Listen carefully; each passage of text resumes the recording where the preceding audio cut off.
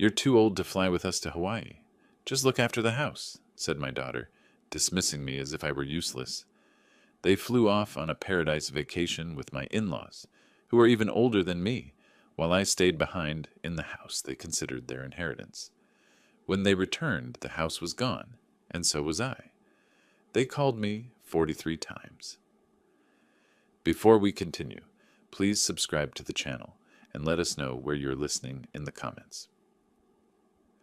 Brochures about Hawaii lay on my coffee table like colorful promises. My daughter Lauren opened them wide, her manicured fingers tracing the golden beaches, and her husband Bradley leaned over her shoulder, nodding in approval. Bradley's parents, Walter and Margaret Mitchell, were sitting comfortably on my couch, already discussing the departure time and hotel amenities, as if this vacation was theirs by birthright. "The Maui resort looks perfect," Lauren announced, her voice bubbling with excitement. "4 bedrooms, ocean view, private beach access." I reached for one of the brochures. "That sounds wonderful. When do we—" "Dad!" Lauren's hand intercepted mine, gently but firmly pushing the glossy paper away. "You're too old for such adventures." The words hit like ice water. I blinked, certain I'd misheard. "Better stay home and watch the house," she continued, her tone casual, matter-of-fact. "We're flying with Bradley's mom and dad. It's their dream trip, you know?" Walter chuckled from the couch. "Been saving for this for years. Can't wait to see those sunsets." "The kids will love the snorkeling," Margaret added, already claiming experiences that hadn't happened yet. I stared at them. Walter was 64, 2 years older than me. Margaret, 61. Yet somehow I was too old, while they were perfect traveling companions. "I've never been to Hawaii," I said quietly. Bradley shrugged. "Maybe next time, Pops. This trip's kind of a family thing." Family, the word twisted in my chest. I watched them continue planning, around me, over me, through me. Lauren pulled out her phone, showing Margaret photos of restaurants they'd researched. Bradley grabbed another brochure, pointing out activities. They moved with the easy confidence of people who'd already decided everything without consulting the man whose house they lived in, whose generosity had sheltered them for 5 years. "The flight leaves Thursday morning," Lauren said, not looking at me. "We'll be gone 10 days. You'll have the whole place to yourself. Think of it as a little vacation, too." "A vacation from what? From providing free housing? From cooking dinners they barely acknowledged? From listening to Bradley's complaints about his credit score while he used my electricity to charge his gaming devices?" I stood slowly. My knees protested. A reminder of my 62 years that Lauren seemed so concerned about. I should probably get some things in order then, for house-sitting. "You're the best, Dad." Lauren finally looked up, beaming at me with that smile that once melted my heart when she was 7 and asking for bedtime stories. Now it felt calculated, practiced. "Don't worry about anything. Just relax and enjoy the quiet." Walter raised his coffee mug in a mock toast. "To family vacations!" They all laughed. Even Margaret, who'd met me exactly 4 times, felt comfortable enough to laugh at my exclusion in my own living room. I walked toward the hallway, their voices following me, animated discussions of sunset dinners and helicopter tours, adventures I'd apparently aged out of overnight. The hardwood floor creaked under my feet, the same sound it had made when Sarah and I danced in this very spot on our 30th anniversary. Sarah would have fought for me. She would have insisted I come, would have made it clear that family meant all of us, or none of us. But Sarah was 5 years gone, and I was learning that the daughter we'd raised together saw me very differently than I'd imagined. Behind me, Lauren's voice carried clearly, "Mom would have understood. She always said Dad needed looking after as he got older." I paused at the bedroom doorway. Sarah had never said anything like that, not once. But apparently my late wife's imaginary concerns were now justification for my exclusion from family joy. The evening light slanted through my bedroom window, casting long shadows across the hardwood floor, where Sarah's reading chair used to sit. 3 hours later, I sat on the edge of my bed, still wearing the same clothes from dinner. My reflection stared back from Sarah's old vanity mirror, a man who'd apparently become invisible in his own home. The house had settled into its evening rhythm, but voices drifted up from the living room below. Initially, their laughter seemed distant, muffled by the old walls and vents. I'd planned to ignore them completely. Maybe read one of the mystery novels Sarah had loved. Then Bradley's voice cut through the ambient noise, clearer than it should have been. Honestly think he bought that whole too old nonsense? My book fell closed. I froze, every muscle suddenly taut. Lauren's response floated up through the heating vent near my feet. Dad's always been gullible. Remember when we told him we'd pay him back for the roof repairs? Their laughter followed. Casual, dismissive, cruel. I moved carefully toward the vent, my teacher's instincts kicking in. 30 years of classroom management had taught me when to listen and when to act. This was definitely a listening moment. The timing worked out perfectly, Walter's voice joined in. Right after we returned from Hawaii, we put him in that nursing home we researched. My breath caught. Nursing home? Sunset Manor has an opening next month, Margaret added, her tone businesslike. They said they could expedite the paperwork if we paid the deposit up front. How much? Bradley asked. 3,000, Walter replied, but it's worth it to get him settled quickly. Once he's there, this house becomes ours anyway. It's our inheritance. The floor seemed to tilt beneath my feet. I gripped the windowsill, my knuckles going white against the painted wood. Lauren's voice continued, animated now. I already contacted that real estate agent, Zachary Allen. He thinks we can get at least 800,000, maybe more with the market the way it is. Split 4 ways? Bradley asked. Obviously. Mom, Dad, you've earned your share dealing with his complaints these past few years. Margaret laughed. He has gotten rather demanding, hasn't he? Always asking about our plans, wanting to be included in everything. The entitlement is unreal, Lauren agreed. Like, Dad, you're 62. Except that your active years are behind you. I sank onto the bed, my legs suddenly unreliable. 5 years I'd housed them. 5 years of grocery bills, utility payments, repairs, and maintenance, while Bradley looked for work and Lauren figured out her next career move. They'd eaten my food, used my car, borrowed my tools, and never once offered genuine gratitude. Bradley's voice grew louder, more excited. The best part is, he'll never see it coming. We've got him convinced we're just concerned about his well-being. Dad always was too trusting, Lauren said. Mom used to say. Your mother never said anything about your father being a burden, Walter interrupted. Surprising me, that woman adored him. Well, she's not here to object now, is she? Lauren's voice had turned sharp. And frankly, this is what's best for everyone. Dad gets professional care. We get financial security. Professional care. They made it sound like a medical necessity rather than convenient disposal. The conversation continued, but I'd heard enough. I stood slowly, walked to my dresser, and opened the bottom drawer where I kept Sarah's jewelry box. Inside, beneath her wedding ring, lay the deed to this house. The house I'd bought with my teaching salary, the house where Sarah and I had planned to grow old together. My reflection stared back from the vanity mirror, but something had changed in those few minutes of eavesdropping. The man looking back at me no longer seemed invisible. I closed the jewelry box quietly and returned to sit on the bed's edge, listening to their voices fade as they moved to another part of the house. Sleep became impossible. Every time I closed my eyes, Bradley's desperate voice from 5 years ago echoed in my memory, competing with tonight's casual cruelty. February 2020. The call had come at 11:30 on a Tuesday night. I remembered the exact time because I'd been grading algebra tests, red pen in hand, when my phone buzzed. David? Bradley's voice had been raw, broken. I need help. I've lost everything. The story had tumbled out between sobs. Online poker sites, cryptocurrency investments that promised guaranteed returns, sports betting apps that had seemed like easy money. 47,000 in credit card debt, the house in foreclosure. Lauren crying in the background, pregnant with their second child. It was supposed to be Bitcoin, he'd whispered. Everyone said it couldn't fail. I put our savings, the home equity loan, everything into it right before the crash. I'd listened, my teacher's heart breaking for this young man who'd somehow become family. Sarah had been gone only months, and the house felt too empty, too quiet. Lauren was my daughter. These were my grandchildren. We have nowhere to go, Bradley had continued. Lauren's parents are, well, you know. Lauren's mom never approved of me. We can't ask them. He'd meant Sarah's sister, who'd made her disapproval of Bradley clear from the wedding day. But Sarah wasn't there to moderate family tensions anymore. Now, lying in the darkness, I recognized the calculation behind that desperation. He'd known exactly which emotional buttons to press: the grieving widower, the protective grandfather, the man with an empty house and a generous heart.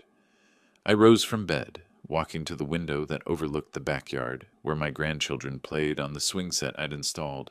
The metal frame gleamed silver in the moonlight, $300 from my pension money. Their bicycles leaned against the garage, training wheels I'd purchased and installed myself because Bradley was too busy looking for work. My hands trembled as I calculated the expenses. 5 years of groceries for 5 people, 18,000 conservatively. Utilities that had doubled with their arrival, another 6,000. The roof repair Lauren had mentioned tonight, 14,000 after the storm damage. Medical bills when their insurance lapsed. Car repairs for the vehicle they'd claimed as their own. Over $60,000. $60,000 to people who called me a burden? The algebra was simple, devastating. I'd supported them longer than some marriages lasted, and their gratitude had curdled into entitlement somewhere along the way. Walking to my dresser, I pulled out the small notebook where I'd tracked household expenses since Sarah's death. Her suggestion, actually: "You'll want to know where the money goes, honey." Page after page of Bradley's requests, Lauren's needs, the children's requirements, always urgent, always temporary, always with promises of repayment when things improved. Things had never improved. They'd simply learned to ask for more. The house creaked around me, settling into its late-night quiet. In the morning, they'd wake up refreshed, planning their vacation. They'd pack the suitcases I'd bought them for Christmas. Drive to the airport in the car I'd helped finance after their repo scare. Board the plane with tickets funded by the inheritance they'd already claimed. Meanwhile, I'd stay behind like an obedient house-sitter, maintaining the home they'd decided was rightfully theirs. But as I sat there in the dark, surrounded by photographs of my teaching awards and Sarah's garden club certificates, something crystallized in my chest. They'd made a fundamental miscalculation. They'd confused kindness with weakness, generosity with stupidity. 40 years of teaching had required strategy, patience, and the ability to stay 3 steps ahead of students who thought they could outsmart the system. Some lessons were learned through guidance. Others required consequence. I closed the expense notebook and placed it back in the drawer, my movements deliberate and quiet. Tomorrow morning would bring new possibilities. Dawn filtered through the kitchen blinds as I entered, finding the family already buzzing with travel energy. Lauren stood at the counter, organizing boarding passes and travel documents into neat piles. Bradley hunched over his phone, presumably checking flight status, while Walter and Margaret compared sunscreen brands like military strategists planning invasion routes. "Morning, Dad," Lauren called cheerfully, not looking up from her paperwork fortress. "Coffee's fresh if you want some." I poured myself a cup, studying their animated faces with fresh perspective. Yesterday I would have seen excited family members preparing for adventure. Today I observed co-conspirators celebrating their successful manipulation. "Flight leaves at 10:15, Bradley announced, scrolling through his screen. "We should head out by 8:30 to beat traffic." "Did you remember to pack the camera charger?" Margaret asked Lauren. "Already in the carry-on, plus backup batteries." Their efficiency impressed me, the same organizational skills they'd never applied to finding employment or contributing to household expenses. Apparently, planning luxury vacations required different talents than securing basic income. "Is there anything special you need me to do while house-sitting?" I asked, settling into my usual chair at the breakfast table. Lauren finally glanced up, her expression patronizing. "Just the usual, Dad. Water the plants, check the mail, maybe have Elizabeth from next door look in on you." Elizabeth Thompson, my 70-year-old neighbor, who'd known Sarah and me for 15 years. Lauren suggested she look in on me as if I were an invalid requiring supervision. "I'm perfectly capable of managing alone," I replied mildly. Bradley snorted. "Right, Pops, just don't try fixing anything that breaks. Call a professional." The irony struck me forcefully. Bradley, who'd lost his house to gambling debts, advising me about responsible home maintenance. I sipped my coffee and nodded agreeably. Of course, I wouldn't want to cause problems. My compliance seemed to satisfy them.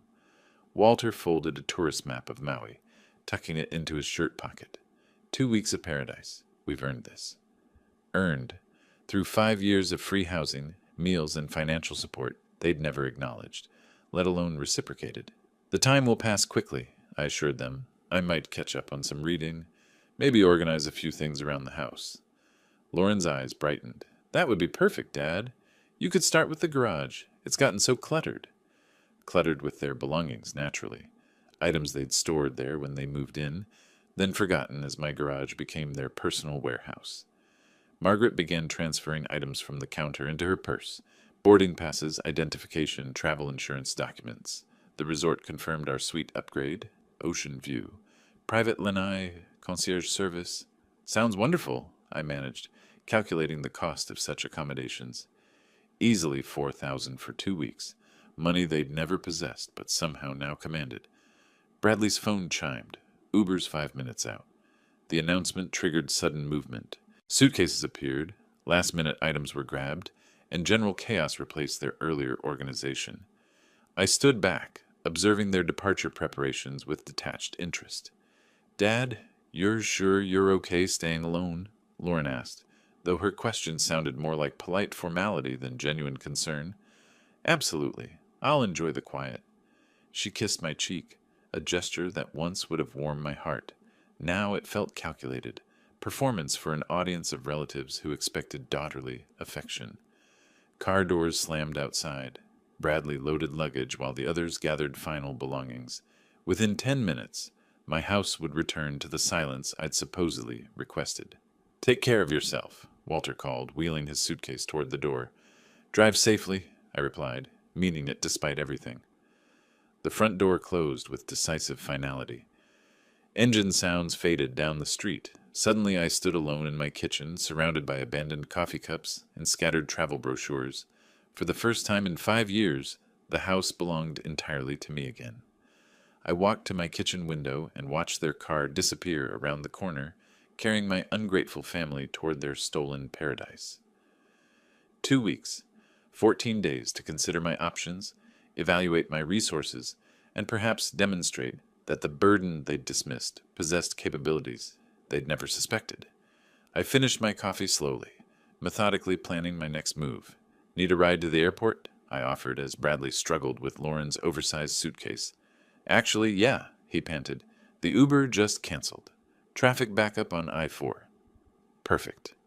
One final performance as their helpful chauffeur. The drive to Orlando International took 45 minutes through typical Friday morning congestion. I listened to their excited chatter about snorkeling excursions and sunset dinners, marveling at how easily they discussed luxury activities funded by my lifetime of savings. Remember to take pictures of everything, I told them at passenger drop-off. I'd love to see Hawaii through your eyes. Lauren hugged me briefly. We'll send postcards, Dad. Don't work too hard while we're gone. Bradley grabbed the heaviest luggage. Thanks for the ride, Pops. You're a lifesaver. Lifesaver. The casual irony wasn't lost on me. I waited until their figures disappeared into the terminal, then drove home with growing anticipation. By 11 o'clock, I was dialing the number Lauren had mentioned in her overheard conversation. Allen Realty, Zachary speaking. Mr. Allen, this is David Parker. I need to sell my house as quickly as possible. Brief pause. How quickly are we talking, Mr. Parker? 2 weeks maximum. I'm willing to price it aggressively for a fast sale. That's ambitious. What's driving the urgency? I'd prepared for this question. Personal circumstances require immediate liquidity. I understand speed comes at a cost. Where's the property located? Windermere area. Single-family home. 4 bedrooms, 2.5 baths. No mortgage, clear title. His tone shifted, becoming more interested. No mortgage is excellent for quick sales. What's the approximate square footage? 2,800 square feet. Updated kitchen. New roof 5 years ago. Established neighborhood. Mr. Parker, I can be there in an hour if you're available. This timeline is aggressive, but with the right pricing and a cash buyer, it's not impossible. An hour. In 60 minutes, I'd take the first concrete step toward demonstrating exactly how burdensome this old man could be when properly motivated. I'll be waiting, I confirmed. After ending the call, I walked through my house with new eyes. These rooms had witnessed Sarah's laughter, Lauren's childhood milestones, family celebrations that felt authentic, back when I believed family meant mutual loyalty and support. Now they represented something different: assets to be liquidated, equity to be liberated, resources for restructuring the power dynamics that had governed my life for 5 years. I retrieved the house deed from Sarah's jewelry box, along with property tax records and homeowners' insurance documents. Everything Zachary would need to verify my ownership and assess market value. The doorbell rang precisely 1 hour later. Zachary Allen appeared younger than I'd expected, maybe 45, wearing a navy blazer despite the Florida heat. He carried a tablet and measuring tape, prepared for immediate business. "Mr. Parker?" He extended his hand. "I appreciate you calling. Based on our conversation, I think we can work together effectively. Come in. I'll show you everything." He stepped into my foyer, already making mental calculations. Beautiful home. Original hardwood floors. Refinished 5 years ago, Sarah, my late wife, insisted on maintaining original character. Smart woman.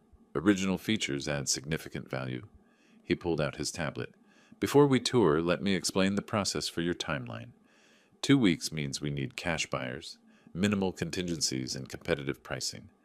Are you prepared for those requirements?" I nodded. Speed matters more than maximum profit. "Excellent. Then let's see what we're working with."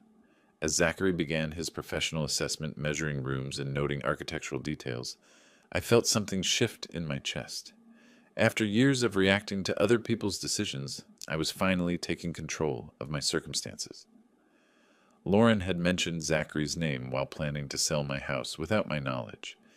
Now he was here at my invitation, working toward my goals, operating on my timeline. The symmetry felt like justice beginning to balance the scales. 3 hours after Zachary left with his preliminary assessment and promised to start making calls immediately, my phone rang. The display showed an unfamiliar number, but I recognized the area code. Hawaii. "Dad!" Lauren's voice bubbled through the speaker, bright with tropical enthusiasm. "We made it safely. The resort is absolutely incredible." I settled into my kitchen chair, Zachary's business card still visible on the counter beside his folder of property documents. "I'm so glad you arrived safely. How was the flight?" "Long but worth it. Dad, you should see this place. Private beach, infinity pool, spa services, the works. Bradley's already booked us a helicopter tour for tomorrow." "That sounds amazing." I traced the edge of Zachary's card while speaking. "I hope you take lots of pictures." "Oh, we will." The concierge recommended this incredible restaurant for tonight. 5-star dining right on the beach. You'd probably find it too fancy, but we're excited to try it. "Too fancy for me?" "Naturally. I'm sure you'll have a wonderful time." Lauren's tone shifted slightly, becoming more maternal. "How are you managing on your own? You're not trying to cook elaborate meals, are you? Remember what I said about keeping things simple." "I'm taking very good care of everything," I assured her, my eyes moving to the real estate documents scattered across my table. "Actually keeping quite busy." "Good, good. Just don't overexert yourself. We worried about leaving you alone. But Bradley reminded me that you need to learn independence at your age." Independence. The word carried delicious irony given my morning's activities. "Speaking of independence," Lauren continued, "we've been discussing something. We're actually preparing a little surprise for you when we get back. Something that'll be really good for your future." My grip tightened on the phone. "A surprise? I don't want to spoil it, but let's just say we've found a solution to help you transition into your golden years more comfortably. Professional care, social activities with people your own age, that sort of thing." Professional care. The euphemism they'd used while planning my disposal. "How thoughtful of you," I managed, keeping my voice steady. "Actually, that's interesting timing. I'm preparing a surprise for you, too." "Oh?" Lauren laughed. "What kind of surprise could you possibly be planning, Dad?" "Well, if I told you, it wouldn't be a surprise, would it?" I allowed myself a small smile. "Let's just say I've been taking care of some important business while you're away." "Really important business that'll change everything for all of us." "Business? Dad, you're retired. What kind of business could you possibly—" She stopped herself, probably realizing how dismissive she sounded. "I mean, that's sweet, but don't wear yourself out with whatever little project you're working on." Little project, if only she knew. "Don't worry about me," I said calmly. "I'm handling everything perfectly." In fact, I think you'll be absolutely amazed by what I've accomplished by the time you return. Well, just be careful, okay? We'll call again in a few days to check on you. I'll be here, I confirmed, though the definition of here might be quite different by then. After hanging up, I sat quietly in my kitchen, surrounded by the afternoon silence and the weight of mutual deception. Lauren was preparing to dispose of me in a nursing home, confident I'd never discover their plan. Meanwhile, I was preparing to dispose of the house they considered their inheritance, confident they'd never expect such decisive action from their supposed burden. Both sides planning surprises, both sides convinced of their strategic advantage. Only one side was actually in control. I picked up Zachary's business card and smiled. Tomorrow, the real work would begin. Sunday morning brought Zachary's call at precisely 9 o'clock, along with our first potential buyer. James Clark represented a commercial investment group looking for rental properties in established neighborhoods. The timeline is aggressive, Zachary warned me privately before Clark's arrival. Most buyers need weeks to arrange financing. This gentleman deals in cash transactions, but he'll expect significant price flexibility. Cash transactions, perfect for my abbreviated schedule. Clark arrived in a silver BMW, wearing expensive casual clothes and carrying a leather portfolio. Mid-50s, confident handshake, the kind of practiced efficiency that suggested numerous property acquisitions. "Beautiful neighborhood," he observed, scanning my front yard with calculating eyes. "Good bones on this house. Walk me through the key selling points." I led him room by room, highlighting the refinished hardwood floors, updated kitchen, and new roof. Each feature I described felt like betraying Sarah's memory, but I pressed forward with professional determination. "The master bedroom has excellent natural light," I explained, opening blinds Sarah had chosen 15 years ago. "Original crown molding throughout." Clark nodded, making notes on his tablet. "What's your motivation for selling? The timeline Zachary mentioned suggests urgency." I'd rehearsed this answer. "Personal circumstances require immediate liquidity. I'm prepared to price competitively for a quick close." "How competitively?" "That depends on your timeline capabilities." We completed the tour in 30 minutes. Clark examined everything with investor's detachment, calculating rental potential, renovation costs, long-term value appreciation. His interest seemed genuine, his questions practical rather than emotional. "The property has excellent fundamentals," he concluded, shaking my hand in the foyer. "Let me run numbers with my partners. You'll hear from me by tomorrow afternoon." After he left, I felt cautiously optimistic. Cash buyer, professional approach, realistic timeline expectations. Perhaps my plan would unfold smoothly after all. Monday afternoon shattered that optimism. "I'm sorry, Mr. Parker," Clark said over the phone. "After analysis, the numbers don't align with our investment parameters at the current asking price." My stomach dropped. "What would align with your parameters?" "Honestly, about 60,000 less than you're asking. The rental market in that area doesn't support higher acquisition costs." 60,000, nearly equal to everything I'd invested in Lauren's family over 5 years. "That's substantial," I managed. "I understand. Take time to consider. My offer stands for 48 hours. After hanging up, I sat in my kitchen staring at Zachary's business card. Was I really willing to lose $60,000 for revenge? Was proving my independence worth such financial sacrifice? For a moment, doubt crept in. Lauren was still my daughter. Bradley, despite his flaws, was father to my grandchildren. Maybe I was overreacting to hurt feelings and wounded pride. Then I remembered their laughter during that overheard conversation, the casual cruelty of planning my disposal while living in my house, eating my food, spending my money, the nursing home deposit they'd already arranged, the real estate agent they'd already contacted. They'd made their choice 5 years ago, deciding I was a resource to be exploited, rather than family to be cherished. Now they'd face the consequences of that choice. I picked up my phone and dialed Zachary. "I accept Clark's offer," I said without preamble. "Mr. Parker, are you certain? That's a significant reduction. We might find better." "I'm certain. How quickly can we close?" "With cash and minimal contingencies. 8 days, possibly less." 8 days. Plenty of time before their return. "Draw up the papers," I confirmed. As I hung up, something settled in my chest. a calm, cold certainty that felt like justice finally taking shape. They wanted to treat me like a burden? Fine. They'd discover exactly how expensive that burden could be when properly motivated. The house they'd planned to inherit would be gone. The money they'd counted on would disappear into my pocket, along with my willingness to subsidize their comfortable unemployment. Some lessons, I reflected, were worth every penny they cost.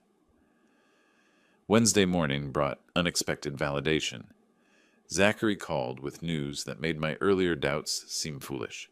"Mr. Parker, I have remarkable developments. Clark's investment firm wants to expedite everything. They're offering an additional $10,000 above our agreed price for a guaranteed 7-day close." I set down my coffee cup carefully. "They're offering more money for faster service?" "Exactly. Apparently they have capital deployment deadlines, and your property fits perfectly into their Q2 acquisition targets. They want to close by next Tuesday." Next Tuesday, 5 days before Lauren's return from Hawaii. What's required from my end? Minimal. Since they're waiving inspection contingencies and paying cash, we primarily need signatures and title clearance. Their attorney has already begun paperwork. I walked to my kitchen window, looking out at the backyard where my grandchildren had played on equipment I'd purchased. Soon, other children would play here while their parents paid rent to James Clark's investment company. "Mr. Parker, are you comfortable with the accelerated timeline?" Comfortable? I was euphoric, absolutely. What do I need to sign? "I'll bring documents this afternoon. Clark's attorney wants to review everything tomorrow. Then we'll schedule closing for Monday." After hanging up, I sat in my silent house, surrounded by decades of accumulated memories that would soon belong to strangers. The irony wasn't lost on me. Clark's business urgency perfectly aligned with my revenge timeline.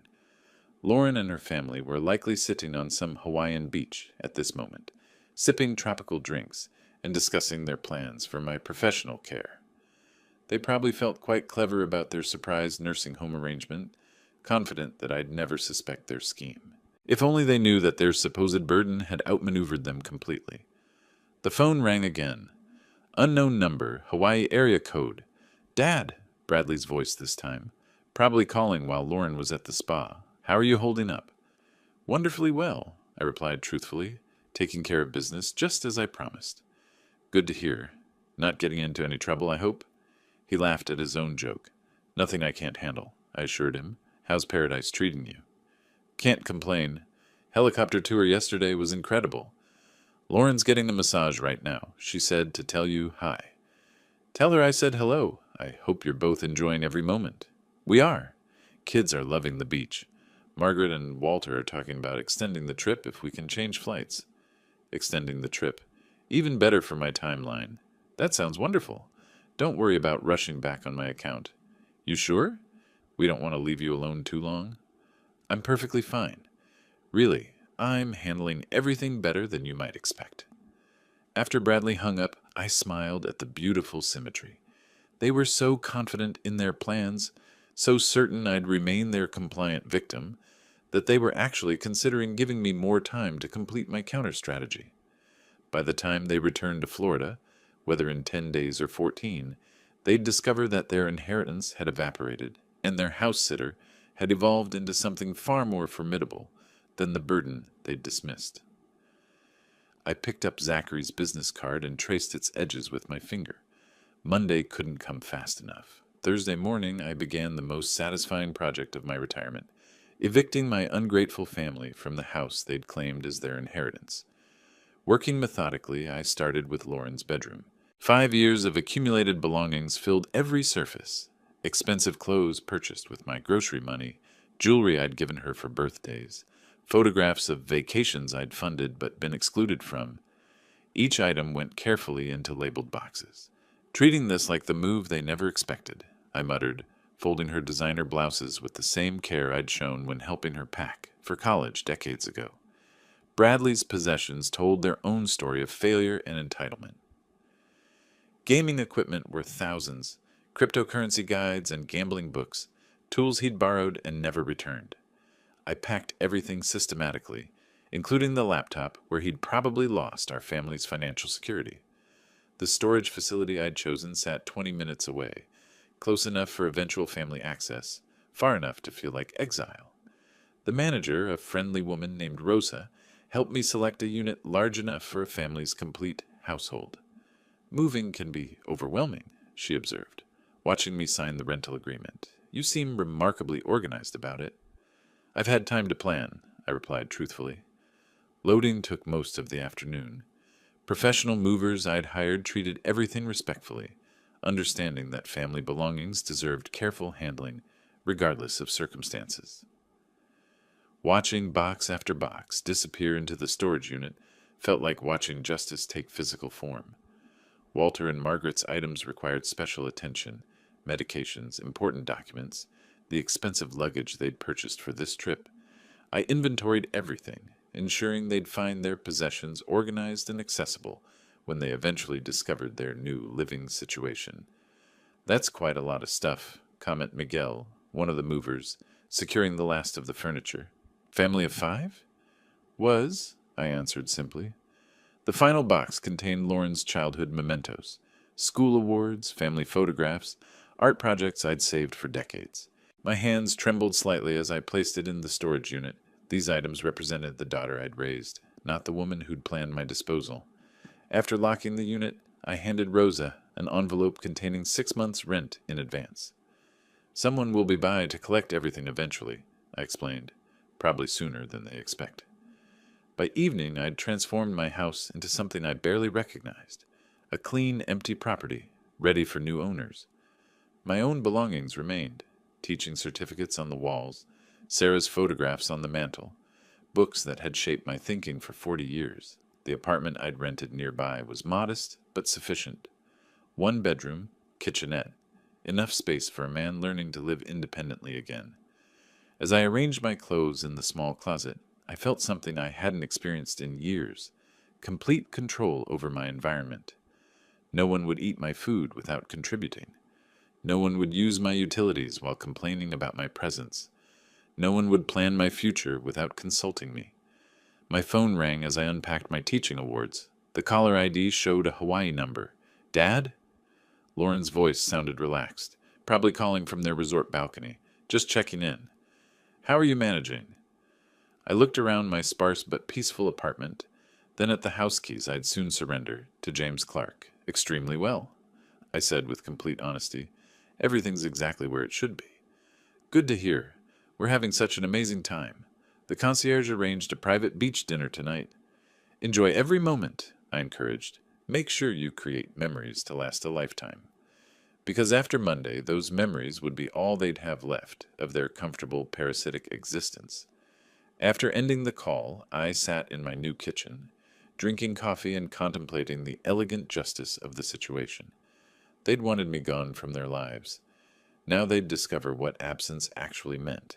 Some lessons required complete immersion to be properly understood. Monday morning arrived with the weight of inevitability. I sat in Linda Martinez's notary office, surrounded by the documents that would legally cement my revenge. Across from me, James Clark reviewed the final paperwork with the efficiency of someone accustomed to property acquisitions. Everything appears in order, Linda announced, arranging the deed transfer documents in precise rows. Mr. Parker, I'll need to verify your identification one more time. I handed over my driver's license, watching her compare the photograph to my face. 62 years old, retired mathematics teacher, about to complete the most calculated decision of my life. Mr. Clark, your company's certified funds have been verified, she continued. We can proceed with the closing. Zachary sat nearby, tablet in hand, looking satisfied with his successful navigation of an impossible timeline. In 7 days, he'd managed what typically took weeks, a testament to the power of cash transactions and motivated sellers. The deed transfer is our first document, Linda explained, sliding papers across the table. This officially transfers ownership of 847 Maple Street from David Parker to Pinnacle Investment Holdings. 847 Maple Street, the address where Sarah and I had planned to grow old together, where Lauren had taken her first steps, where 3 generations of memories lived in every room. Now it belonged to strangers who'd convert it into rental income. I signed my name with steady hands. Property disclosure statements next, Linda continued. These confirmed the condition of the house and any known issues. Known issues. Did emotional betrayal count as a structural problem? Did years of ingratitude affect the foundation's stability? I initialed each page methodically. Financial settlement sheet, James said, sliding another document forward. Final purchase price minus closing costs and agent commissions. The numbers told their own story. Purchase price reduced by $60,000 to ensure quick sale. Agent fees, legal costs, title insurance. The final amount still represented more money than I'd seen in one place since Sarah's life insurance payout 5 years ago. Money that would fund my independence while Lauren's family discovered what homelessness felt like. Your signature here makes the sale legally binding, Linda noted, pointing to the final line. I paused for a moment, pen hovering above the paper. Once signed, there would be no reversal. Lauren and Bradley would return from Hawaii to find their assumed inheritance had vanished into corporate ownership. Their comfortable, parasitic lifestyle would end permanently. The pen touched paper. My signature flowed across the line in the same careful script I'd used to grade papers for 40 years. Congratulations, James said, extending his hand. Pinnacle Investment is pleased to add this property to our portfolio. We shook hands, the retired teacher and the investment executive, completing a transaction that would devastate 4 people currently sipping tropical drinks in paradise.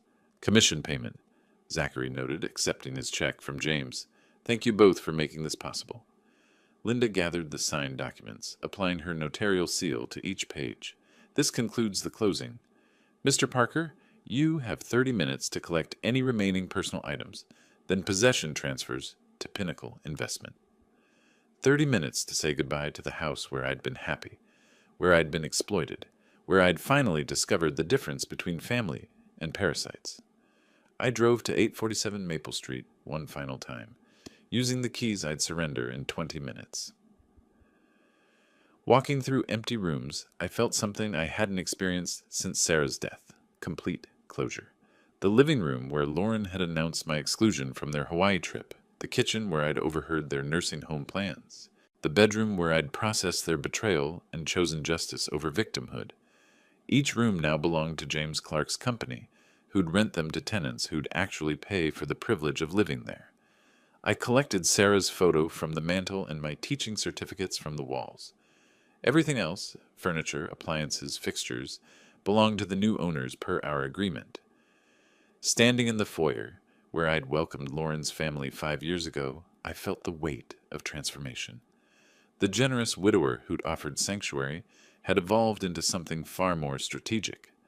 The burden they'd planned to dispose of had disposed of them instead. My phone buzzed with a text from an unknown Hawaii number. Dad, having amazing time. Bradley proposed we extend trip another week. Hope you don't mind the extra alone time. Love, Lauren. An extra week. They were giving me even more time to savor my victory. I locked the door for the last time and handed the keys to James, who waited in the driveway with Zachary.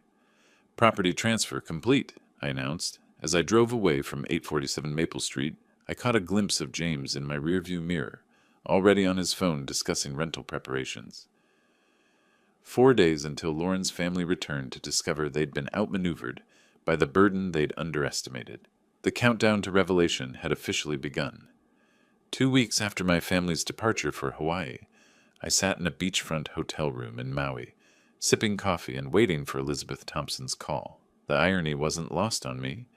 I was enjoying the Hawaiian vacation they'd denied me, funded by the sale of the house they'd considered their inheritance. My phone rang at precisely 4 o'clock.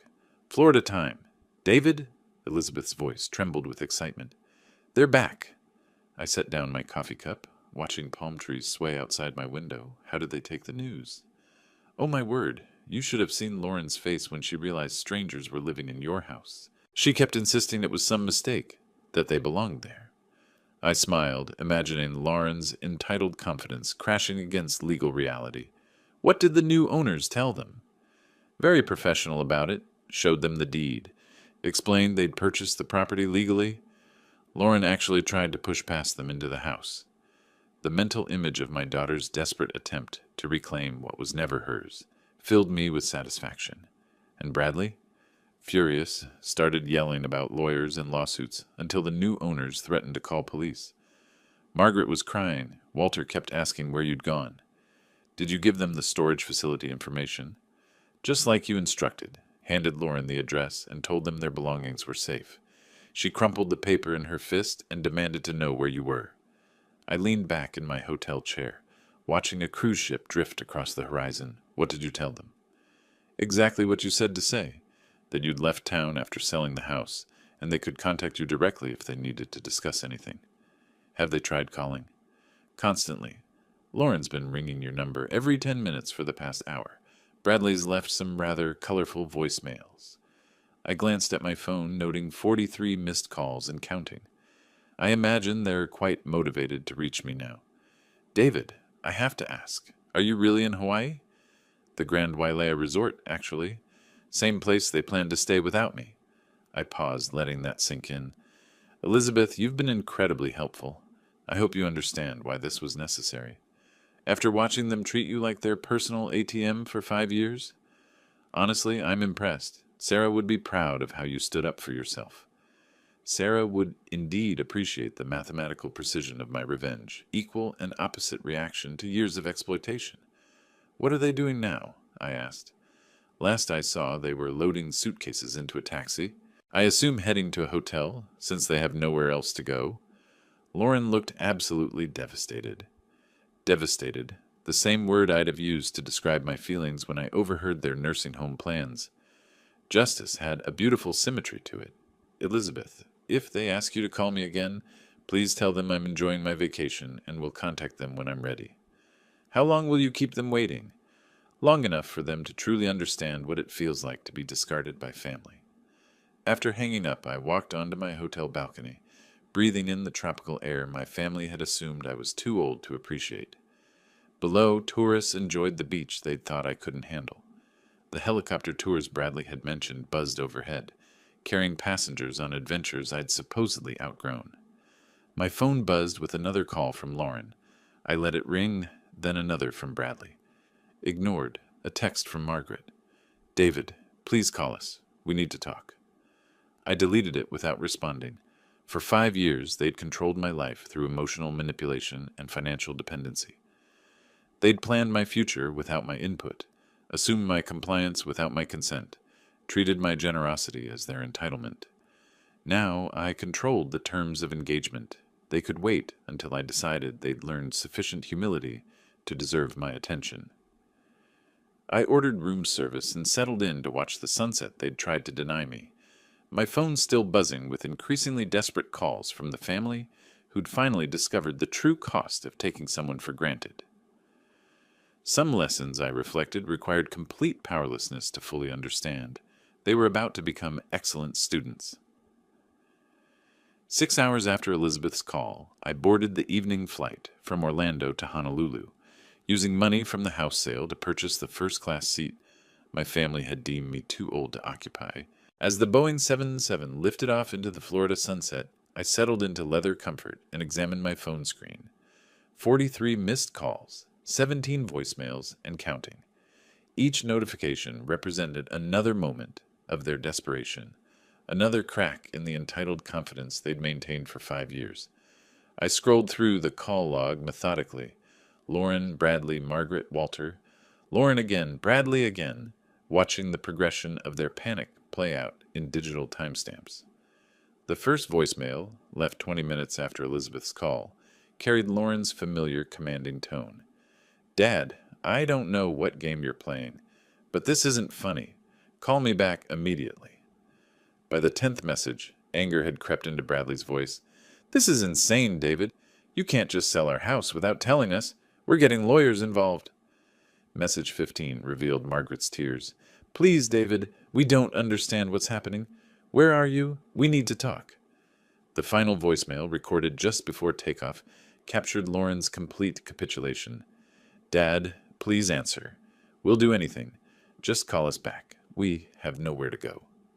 Nowhere to go? The exact phrase they'd planned for my nursing home conversation. As we climbed toward cruising altitude, I gazed down at the lights of Florida shrinking below. Somewhere in that scattered illumination, my family huddled in a hotel room, frantically calling a number that would remain unanswered until I decided they'd learned appropriate humility. The flight attendant appeared with champagne service. "Celebrating anything special tonight, Mr. Parker?" "Independence Day," I replied, accepting the crystal flute. "About 40 years overdue. 9 hours stretched ahead. 9 hours of Pacific Ocean between me and their desperate attempts to reestablish control. 9 hours to savor the complete reversal of power dynamics that had governed my life since Sarah's death. I opened my laptop and composed an email I wouldn't send. A letter explaining everything they'd done wrong, every moment of casual cruelty, every dismissive comment about my age and capabilities. The writing process felt therapeutic, cathartic, like grading papers on the most important lesson I'd ever taught. But they didn't deserve explanations yet. Explanations came after consequences, after understanding, after genuine remorse, replaced entitled anger. My phone buzzed with call 44. Lauren again. I watched her name illuminate my screen, then fade to black as the call went to voicemail. The cycle of desperation would continue throughout my flight, while I enjoyed the meal service they'd assumed I was too old to appreciate. Below us, the Pacific stretched endlessly, dark water reflecting starlight like scattered diamonds. We were crossing time zones, leaving their crisis behind with each nautical mile. By the time I reached Honolulu, they'd be waking up to their second day of homelessness, their second day of understanding what it meant to be discarded by family. I deleted the unsent email and closed my laptop.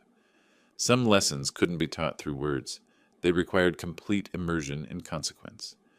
My family was learning that bitter curriculum now, discovering what it meant to need someone who no longer needed them. The math teacher in me appreciated the elegant symmetry. 5 years of exploitation balanced by however long it took for genuine remorse. 5 years of taking me for granted, paid for with however many days of taking nothing for granted ever again. As the plane carried me toward Hawaiian sunrise, I finally understood what Sarah had meant about knowing where money goes. It had gone toward the most expensive but valuable education my family would ever receive. The price of learning that some burdens, when properly motivated, could bear far more weight than anyone imagined. My phone showed 46 missed calls when I finally turned it face down and fell asleep.